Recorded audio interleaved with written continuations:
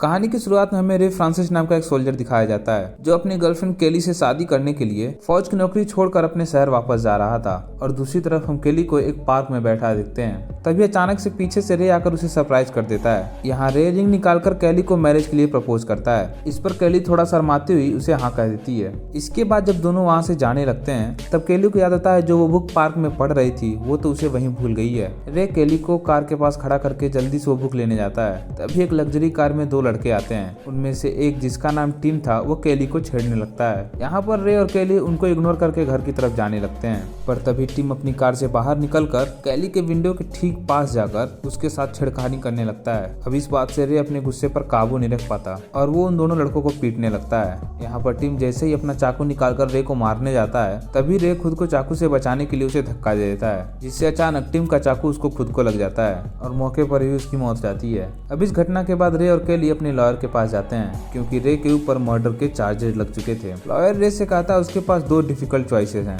अगर वो अपना गुनाह कबूल करके कोर्ट में अर्जी दे तो उसे सिर्फ 2-3 साल की सजा होगी, लेकिन मैं इस सजा को सिर्फ 18 महीने की करवा दूंगा। दूसरी तरफ लॉयर रे से बताता है कि अगर उसने अपना गुनाह कबूल नहीं किया तो उसे 5 से 8 साल तक की सजा हो सकती है। वो बताता है रे किसी भी सूरत में सजा से नहीं बच सकता और यहाँ पर रे अपना सजा कबूल करने और कोर्ट में अर्जी देकर 18 महीने की सजा काटने के लिए तैयार हो जाता है। यहाँ से सीन शिफ्ट होता है और हम हार्वी थॉम्सन को देखते हैं जो कि अपने बेटे की मौत को बर्दाश्त नहीं कर पा रहा था। असल में थॉम्सन काफी ज्यादा पैसे वाला था, इसलिए वो अपने लोगों को रे के बारे में पता लगाने के लिए भेजता है और उसके जरिए थॉम्सन को उस जेल की जानकारी मिलती है जहाँ रे को रखा जाना था। इस जेल का इंचार्ज जैक मॉरिसन नाम का एक आदमी था। थॉम्सन जैक मॉरिसन से मिलने जाता है। वो जैक को पैसों की मोटी रकम देते हुए कहता है कि रे इस जेल से कभी भी बाहर नहीं निकलना चाहिए। दूसरी साइड नए कैदियों को जेल में सजा के लिए लाया जाता है। इन कैदियों में रे भी था। जेल में रिको नाम का एक सिक्योरिटी गार्ड सारे कैदियों की सिक्योरिटी चेक करने के लिए अपने कपड़े उतारने के लिए कहता है। जब रिको एक नए कैदी को उसका अंडरवियर जबरदस्ती उतारने के लिए मजबूर करता है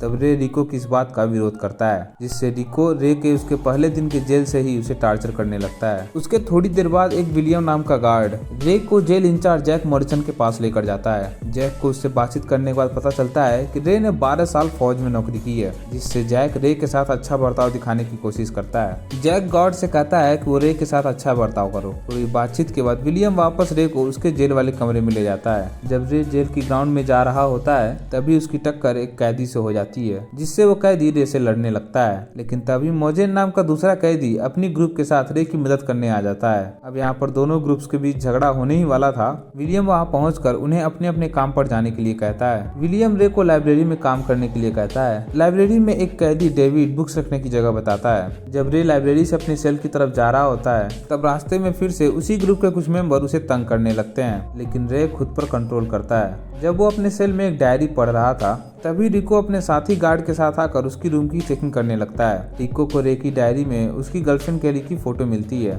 और वो रे को चिढ़ाने के लिए उसकी गर्लफ्रेंड की फोटो को उसके सामने ही चाटने लगता है। ये देखकर रे को बहुत गुस्सा आता है और वो उसे मारने के लिए जैसे ही आगे बढ़ता है तभी वो दो गार्ड जिनका नाम फॉक्स और विक्टर था उसे पकड़ लेते हैं। उसके बाद रे को और गुस्सा दिलाने के लिए रिको उसकी गर्लफ्रेंड की फोटो को फाड़ देता है। उसके बाद रिको उसको कपड़े उतारने के लिए कहता है और थप्पड़ मारकर उसे डराने लगता है। जब रिको डंडे को उसके सर पर मारने वाला होता है तब विक्टर उसे ऐसा करने से रोक देता है। अगले दिन जब रे नहा रहा होता है तो वहाँ हैमर नाम का एक बड़े कद का कैदी आता है। वो उसे झुकने के लिए कहता है ताकि वो उसके मजे ले सके। रे गुस्से में उसे एक मुक्का मारता है जिससे वो दूर जाके गिरता है। तभी रिको वहाँ आकर रे को वो तब तक मारता है जब तक वो उसको जैक के रूम में नहीं ले जाता। रे जैक को खुद बताने की कोशिश करता है कि वो खुद को उस गे आदमी से बचाने की कोशिश कर रहा था। तब जैक उससे कहता है कि ये सब यहाँ नॉर्मल है। रे के लगातार बहस करने पर रिको और फॉक्स उसे फिर से मारने लगते हैं। यहाँ पर भी विक्टर उन्हें मारने से रोक लेता है कि कहीं रे मर न जाए। लंच के समय रे अपने दूसरे कैदियों जेड और डेविड के साथ बैठकर लंच करता है। डेविड के साथ बातचीत के दौरान रे को वो कैदी भी दिखाई देता है जिसके साथ जेल में उसकी पहली लड़ाई हुई थी। इसके बाद डेविड और रे जब लाइब्रेरी में किताबों को सही करके रख रहे होते हैं तब डेविड रे को बताता है कि मैं इस जेल से कभी भी बाहर नहीं निकल पाऊंगा क्योंकि मैंने 15 साल पहले अपने भाई के साथ मिलकर पैसों से भरा एक ट्रक लूटा था जिसमें 2 सिक्योरिटी गार्ड समेत एक पुलिस ऑफिसर की मौत हो गई थी और उसी चोरी में उसके भाई की भी डेथ हो गई थी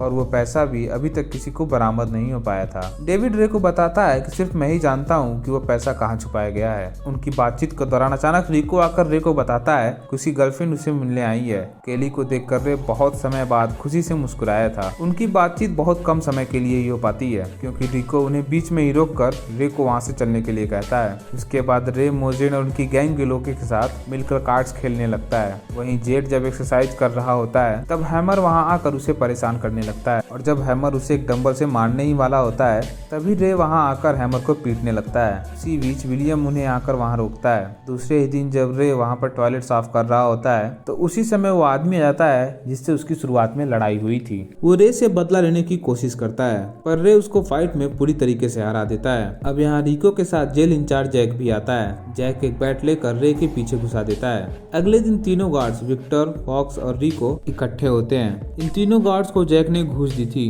ताकि वो रे को टॉर्चर कर सकें। लेकिन अब यहाँ पर विक्टर, फॉक्स और रिको से कहता है कि अब मैं इस मामले में और नहीं पढ़ना चाहता। साथ ही वो उनको ये भी धमकी देता है वो इस मामले को कोर्ट तक लेके जाएगा। विक्टर के जाने के बाद सभी गार्ड्स का हेड विलियम वहाँ पर आता है। विलियम को बिल्कुल नहीं पता था कि उसकी पीठ पीछे क्या हो रहा है। वो रे से टॉयलेट साफ कराने की बात सुनकर उनको डांटता है कि उसने रे को लाइब्रेरी का काम दिया था। विलियम उनसे कहता है आगे से तुम बिना मेरी इजाजत के कोई फैसला नहीं लोगे। इसके बाद रिको और फॉक्स जैक के पास जाते हैं और वो कहते हैं कि विक्टर ने उनका साथ देने से मना कर दिया है और साथ ही वो उसके प्लान को खराब भी करना चाहता है। जिस पर जैक उनको बोलता है विक्टर को ठिकाने लगा दो। यहाँ से फॉक्स और रिको एक कैदी के सेल में जाते हैं। उन्हें उसका बिस्तर चेक करने पर एक तेज धार चाकू मिलता है। इसके लिए वो उस कैदी को नीचे झुकाकर माफी मंगवाते हैं। अगले दिन जब वो कैदी टॉयलेट साफ कर रहा होता है तब वो टॉयलेट में विक्टर की डेड बॉडी देखकर डर जाता है। यहाँ पर साफ दिखाई दे रहा था ये एक सोचा समझा मर्डर है। जल्दी ही रिको और फॉक्स वहाँ पर पहुँचते हैं और इस मर्डर का इल्जाम उस कैदी पर लगा देते हैं जिसके पास से उन लोगों ने उस तेज धार चाकू को बरामद किया था। दूसरी तरफ रे डेविड से मोजेन के बारे में पूछता है। इस पर डेविड उसे बताता है कि मोजेन एक बड़ा खिलाड़ी है जो जेल के अंदर से ही अपने गैंग के साथ ड्रग्स का धंधा चलाता है। थोड़ी दूरी पर खड़े मोजेन के गैंग वाले उनकी बातचीत को सुनकर उनके पास आते हैं। मोजेन रे से कहता है वो जेल के अंदर किस गैंग को चुनता है उसका ध्यान रखे क्योंकि उस जेल में दूसरा गैंग भी था जो रे का दुश्मन बन चुका था। अगली सुबह जब रे और डेविड नहा रहे होते हैं तब मोजेन गैंग वहाँ पहुँचता है और उस आदमी को चाकू से मार देता है जिसने टॉयलेट में रे को पहले परेशान किया था। क्योंकि अब इस मर्डर का इल्जाम रे पर लगा था इसलिए वो तुरंत दूसरी गैंग के मेंबर के पास जाकर उनसे कहता है ये मर्डर मोजेन की गैंग ने किया है। दूसरी गैंग वाले रे की इस बात से सहमत हो जाते हैं। वहीं हैमर जेड को एक कमरे में ले जाकर उसका यौन शोषण करता है। कुछ दिन बाद जब रे की गर्लफ्रेंड केली रे से दोबारा मिलने आती है तब फॉक्स और रिको उससे बदतमीजी करने लगते हैं। तब सिक्योरिटी चेक के नाम पर उसको कपड़े उतारने के लिए कहते हैं। अब मजबूरी में केली को कपड़े उतारने पड़ते हैं। उसके बाद रिको रे को बताता है कि हमने तुम्हारी गर्लफ्रेंड को नेकेड किया था। रे को उन दोनों पर हद से भी ज्यादा गुस्सा आता है लेकिन वो कुछ नहीं कर पाता। वहीं हैमर जेड का फिर से एक बार शोषण करता है लेकिन इस बार जेड सारी ताकत लगाकर उसे मार डालता है। इस बीच रे को मोजेन की सेल में बुलाया जाता है। मोजेन उस पर बहुत गुस्सा होता है क्योंकि उसने उसकी गैंग को ज्वाइन करने से मना कर दिया था। उसके बाद रे जब डेविड के साथ बैठा होता है तब वहाँ रिको और फॉक्स आकर उसे एक वर्कशॉप में ले जाते हैं क्योंकि उसको मोजेन ने ही ऐसा करने के लिए कहा था। मोजेन रे को डेविड और केली समेत मारने की धमकी देता है। यहाँ पर रे खुद पर कंट्रोल नहीं रख पाता है। वो फॉक्स और रिको को मारने लगता है। रे की इस हरकत से उसे एक अंधेरे और सुनसान सेल में डाल दिया जाता है। इस बात का पता चलते ही विलियम जैक के ऑफिस में जाकर उससे पूछता है कि उसने फॉक्स और रिको को रे को वर्कशॉप में ले जाने के लिए क्यों कहा। तब जैक उससे बोलता है यहाँ का इंचार्ज मैं हूँ और मेरी जो मर्जी आएगी मैं करूंगा। दूसरी तरफ उस नरक से भी बदतर सेल में रे के साथ जानवर की तरह बर्ताव किया जा रहा था। कुछ हफ्तों बाद ही रे लगभग पागलों जैसा हो जाता है। उस सेल में काफी महीने बिताने के बाद रे को उस सेल से निकालने के लिए विलियम आता है। विलियम भी रे की तरह एक सच्चा सैनिक था इसलिए वो रे से जानने की कोशिश करता है कि आखिर बात क्या है, क्यों सब उसके साथ इतना बुरा बर्ताव कर रहे हैं। लेकिन रे उसे कुछ नहीं कहता क्योंकि वो अब किसी पर भी भरोसा नहीं करना चाहता था। रे के ठीक होने के बाद मोजेन अभी भी उससे बदला लेना चाहता था इसलिए वो जेड को रे को चाकू मारने के लिए कहता है। क्योंकि रे ने जेड का हमेशा बुरे समय में साथ दिया था इसलिए वो रे को नहीं मारता। जेड की इस बात से मोजेन उसको जान से मार डालता है। जेड की मौत की बात सुनकर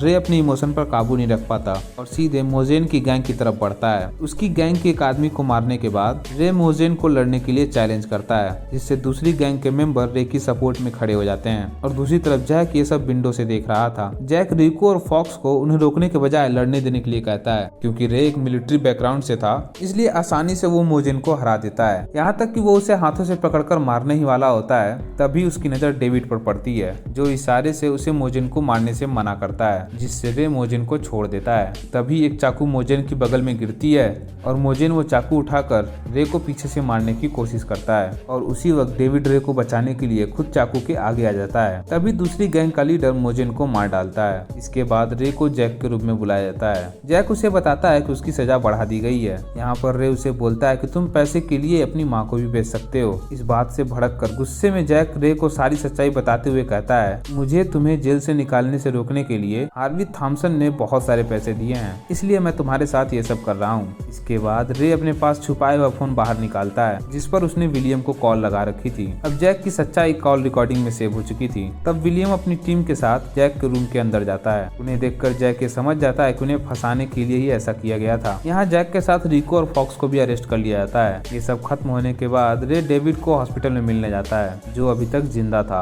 तभी डेविड रे को अपने 15 साल पहले चुराए गए पैसों की लोकेशन बताकर और कहता है कि उन रुपए को लेकर एक नई और खुशहाल जिंदगी शुरू कर दो। साथ ही डेविड रे को बताता है कि वो अपनी बेटी को बहुत मिस करता है, इसलिए रे उन पैसों में से एक पैसे का हिस्सा उसकी बेटी को भी दे दे।